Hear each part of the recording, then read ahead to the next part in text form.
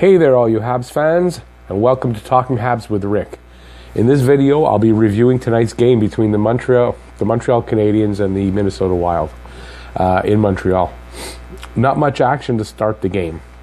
And I noticed Agostino was playing, even though I had heard that I think they were going to demote him or something. And then he hits Fear, and the fight starts. So Agostino gets tossed from the game, and when the dust all settles, Montreal's got a power play. The Wild kill that off, only to get another penalty 7 minutes into the game to Zucker for holding. The Wild kill that one too. Both teams playing relatively even, with the shots at 7-1 for the Wild. So they're leading in shots, but it's a relatively even play. At the 11-minute mark, some nice dangling by Domi at 10:53. So just after that, hang on a second. So no shot by Domi on his nice dangling play. There was a penalty at 11:28 to Brodin for delay of game.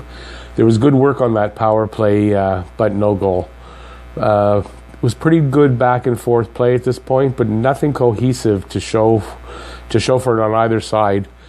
Then there was a good save by Price on a screenshot at 17:32.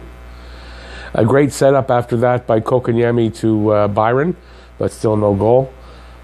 And then there was a penalty to Granlund at 19:23 for holding to end the period. So let's see, there was better jump compared to the Nashville game, but nothing outstanding in the first. Just back and forth with a few good chances on either side. So the Habs will start the second period with a penalty for another minute and 30, something like that. Shots on goal were 12 for Montreal, 9 for the Wild. And power plays were 0 for 2 for Montreal. No power plays for the Wild. Into the second, at the beginning, Weber didn't come out to start the second. And then later, around the midway point of the period, they announced that he wouldn't be coming back for the game after being hit in the face with a puck. And hopefully he won't miss any more time, but it doesn't look good. He's probably going to miss a little bit of time. Let's see. So there was a power play for the Wild at 1:26. Price gets a penalty for playing with a broken stick. There was good possession on that power play by the Wild, but still no goal. And Kotkaniemi almost broke away coming out of the penalty box, but he couldn't catch up to the pass. There was some good play on both sides through the first 6 minutes, but no great chances really. Decent action, but no finish to anyone's game. It was shaping up to be a defensive game with few chances, and that's what it turned out mostly to be.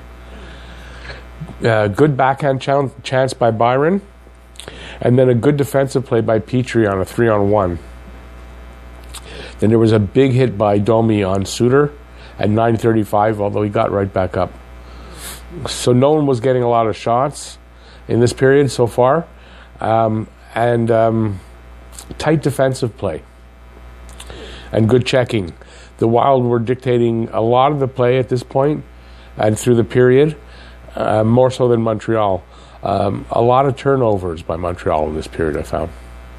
So it was an ugly, scrappy period and game so far, actually, at this point, with neither team taking advantage of their opportunities. Not easy to watch. Can't imagine the third will be any different. Shots on goal, Montreal 10, Wild 5. Power plays, Montreal 0 for 1, Wild 0 for 1. In the third, it started out same as the first two, tight checking hockey with few chances. Penalty to Riley at 3:24 for goaltender interference. And it was a good penalty kill by the Habs, giving up only one shot. But then at 6:58, Granlund gets his 12th unassisted on a bad giveaway by Petrie in the slot. Close call by Niederreiter at 8:21. Good stop by Price on that one. The Wild out shooting Montreal 10-4, 10 minutes into the period.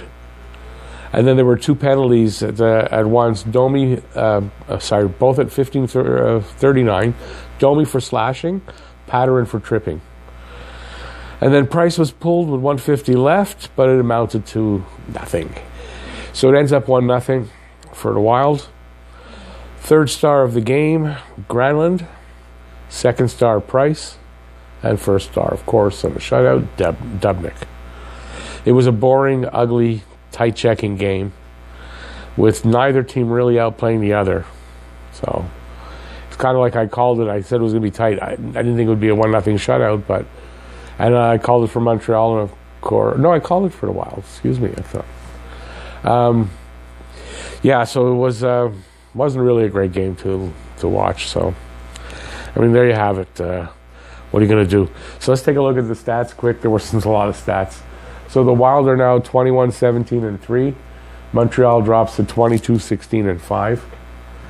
There was no scoring in the first or the second, and the Granlund goal unassisted in the third, his 12th. Price faced 9, 5, and 11 shots for a total of 25, and he was 24 for 25. Dubnyk faced 12, 10, and 10 for a total of 32, and he was perfect at 32 for 32.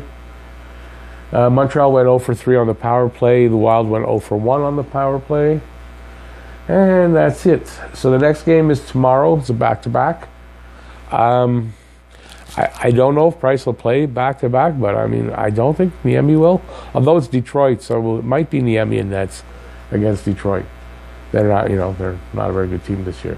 So again, like I said, Habs at Detroit for 7:30 Eastern Standard Time. And there you have it. So please like and subscribe, and tell me what you thought about the game in the comment section below. And I'll see you here tomorrow. I'll do the pre-game show in the early afternoon, and I'll do the post-game after the game. And let's see, that's it, I think, eh? Yep, that's it. Thanks for watching, and have a great night.